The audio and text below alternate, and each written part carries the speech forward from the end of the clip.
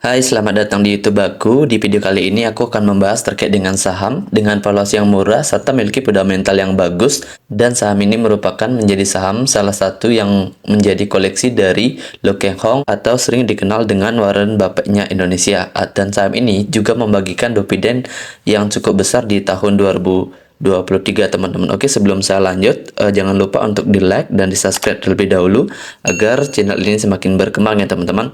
Oke, saham yang saya maksud di sini adalah Bank CMB Niaga atau dengan kode saham BNGA. Dari kurun waktu awal IPO di Bursa Efek Indonesia, Bank CMB Niaga itu sudah mengalami kenaikan harga sebesar 275,32%, di mana harga pada saat video ini dibuat itu sebesar Rp1.445 per lembar sahamnya. Secara grafik harga saham ini sudah mulai mengalami kenaikan, di mana pada pergerakan harga terakhir saham ini sudah mengalami kenaikan yang cukup signifikan. Terkait dengan pergerakan harga saham ini masih cukup berada di bawah atau masih dalam kategori harga yang sangat murah.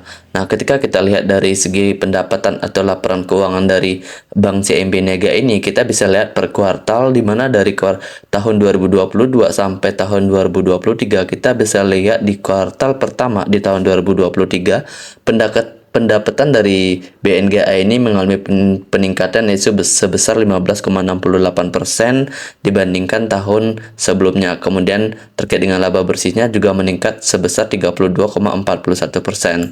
Nah, kemudian dari segi neraca kita bisa lihat terkait dengan total aset. Total asetnya juga mengalami peningkatan sebesar 12,96%, serta liabilitasnya di sini juga mengalami peningkatan sebesar 14,26%. Jadi ketika kita lihat di kuartal 1 tahun 2023, itu total asetnya itu sebesar 347,28 triliun atau meningkat dari tahun sebelumnya yaitu sebesar 12,96%.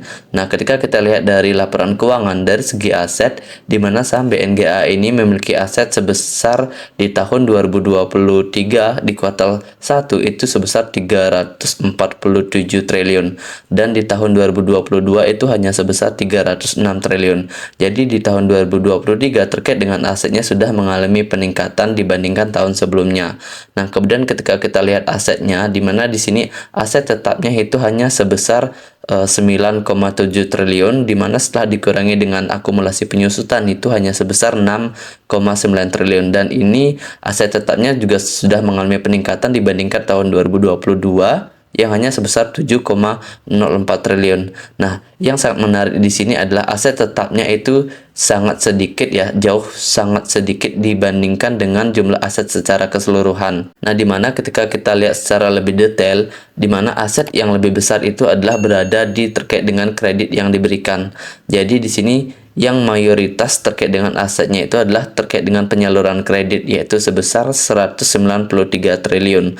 Jadi secara cukup jelas bahwa terkait dengan aset dari BNGA ini, mayoritas asetnya itu adalah aset produktif yang disalurkan dalam bentuk kredit seperti itu. Nah, kemudian terkait dengan liabilitas, kita bisa lihat dari simpanan dari dana nasabahnya itu secara keseluruhan itu kita bisa lihat per 31 Maret 2023 itu sebesar 240 triliun, dan ini juga sudah mengalami peningkatan lebih besar dibandingkan per Desember tahun 2022. Nah, kemudian ketika kita lihat dari segi beban yang harus dibayar terkait dengan liabilitasnya itu di sini adalah sebesar 12,1 triliun, dan ini bebannya juga mengalami peningkatan dibandingkan tahun 2022. Jadi secara keseluruhan liabilitas di tahun 2023 per 31 Maret itu sebesar 300,2 triliun, dan dibandingkan tahun 2022 itu hanya sebesar 261,47 triliun. Memang secara liabilitasnya mengalami peningkatan, tetapi secara pertumbuhan terkait dengan kredit dan aset juga signifikan mengalami peningkatan. Jadi sangat sejalan seperti itu. Nah, kemudian ketika kita lihat secara ekuitasnya secara keseluruhan, kita bisa lihat terkait dengan saldo di sini. Di tahun 2022 memiliki saldo itu sebesar 45 triliun, dan di tahun 2023 per 31 Maret 2023 itu sudah mengalami peningkatan yaitu sebesar 46,8 triliun, sehingga secara keseluruhan terkait jumlah ekuitasnya itu sudah mengalami peningkatan, yaitu di tahun 2023 sebesar 46,9 triliun. Nah, kemudian ketika kita melihat dari segi pendapatan dan beban operasional, di mana pendapatan bunga dan pendapatan syariahnya itu juga mengalami peningkatan yang sangat signifikan, di mana di tahun 2022 itu hanya sebesar 3,7 triliun dari segi pendapatan bunga, dan di tahun 2023 itu meningkat sebesar 4,2 triliun, dan pendapatan syariahnya juga mengalami peningkatan hampir 40%, di mana pada tahun 2022 itu hanya sebesar 830 miliar, dan di tahun 2023 kuartal pertama itu meningkat sebesar 1 triliun seperti itu. Kemudian terkait dengan beban di sini juga mengalami peningkatan. Jadi ini cukup relevan. Kenapa? Karena terkait dengan pendapatan yang mengalami peningkatan, tentunya beban juga akan cenderung mengalami peningkatan, di mana pendapatan bunga dan syariahnya itu mencapai 3,4 triliun, dan ini juga lebih besar dibandingkan tahun 2022. Nah, sehingga selain pendapatan bunga dan syariah, di sini juga ada pendapatan-pendapatan lain seperti pendapatan operasional dan lain sebagainya. Nah, jadi dari segi pendapatan operasionalnya itu didapat laba operasional bersih itu sebesar 1,9 triliun. Itu lebih besar dibandingkan tahun 2022 yang hanya 1,5 triliun. Sehingga terkait dengan laba bersih yang didapatkan itu sebesar 1,6 triliun, dan ini jauh lebih besar dibandingkan tahun 2022 itu hanya sebesar 1,2 triliun. Sehingga terkait dengan laba bersih yang dapat didistribusikan, kita bisa lihat bahwa ada laba bersih yang dapat didistribusikan kepada pemilik entitas induknya itu sebesar 1,5 triliun, dan di tahun 2022 itu hanya 1,19 triliun. Jadi di tahun 2023 kuartal pertama itu jauh lebih besar.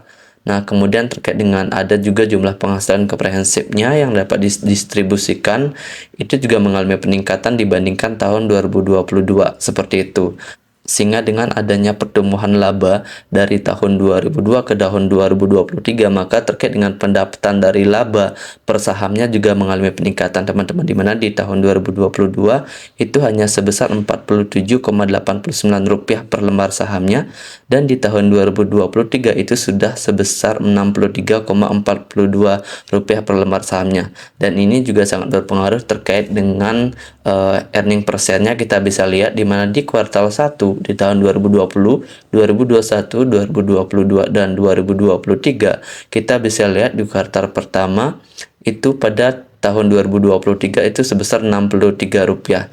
Jadi dibandingkan tahun-tahun sebelumnya kuartal pertama di tahun 2023 ini sudah mengalami peningkatan yang sangat signifikan. Kemudian terkait dengan dividen, saham ini juga rutin membagikan dividen setiap tahunnya, teman-teman.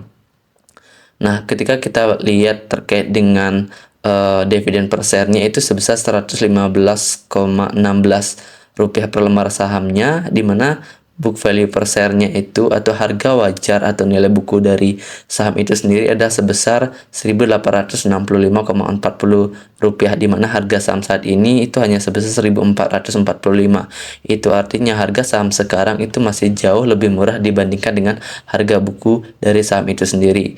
Nah, ketika kita lihat dari segi valuasi, dividen yield-nya itu sebesar 7,97%, itu sangat besar sekali. Kemudian terkait dengan price book value ratio-nya atau VBP-nya itu baru 0,77 kali. Jadi saham ini masih sangat-sangat murah dan memiliki valuasi yang sangat rendah. Nah, kemudian ketika kita lihat dari profitability, kita bisa lihat terkait dengan NVM atau net profit margin-nya ini juga cenderung mengalami peningkatan. Ini diakibatkan karena perusahaan terus mengalami pertumbuhan dan laba mengalami peningkatan dibandingkan tahun sebelumnya. Sehingga untuk net profit margin-nya sekarang itu sebesar 24,51%. Nah, yang sangat menarik di sini adalah di mana dari terkait dengan pemegang sahamnya dari BNGA itu sendiri mayoritas dipegang oleh pengendali yaitu CMB Group itu sendiri, yaitu sebesar 91,48%, dan masyarakat atau publik itu hanya sebesar 7,7%. Jadi ini mengindikasikan bahwa ketika sebuah perusahaan atau saham dipegang oleh pengendalinya yang cukup mayoritas sangat besar, itu berarti pengendalinya masih yakin bahwa perusahaan ini akan berkembang di kemudian hari seperti itu. Nah, jadi seperti itu teman-teman terkait dengan pembahasan dari saham BNGA, di mana saham ini juga rutin diakumulasi oleh Lo Keng Hong selaku yang dikenal sebagai Bapak Warren Bapaknya Indonesia dari awal tahun 2023. Karena mengingat dari beberapa karakteristiknya ini memang sesuai dengan karakteristik dari saham-saham yang diincar oleh beliau seperti itu. Jadi bagaimana menurut teman-teman, apakah saham ini cukup menarik untuk diinvestasikan dalam jangka yang cukup panjang? Silahkan terus di komentar. Oke, sekian dulu video kali ini buat teman-teman semua. Namun sebelum saya akhiri, disclaimer ya teman-teman, semua saham yang saya sebutkan itu bukan rekomendasi atau ajakan untuk beli, melainkan hanya edukasi menurut pendapat pribadi, dan segala risiko yang ditimbulkan baik kerugian maupun keuntungan merupakan tanggung jawab masing-masing ya teman-teman. Jangan lupa di like, di komen, dan di subscribe ya agar channel ini semakin berkembang. Oke, terima kasih sudah menonton buat teman-teman semuanya. Sampai ketemu kembali di video selanjutnya.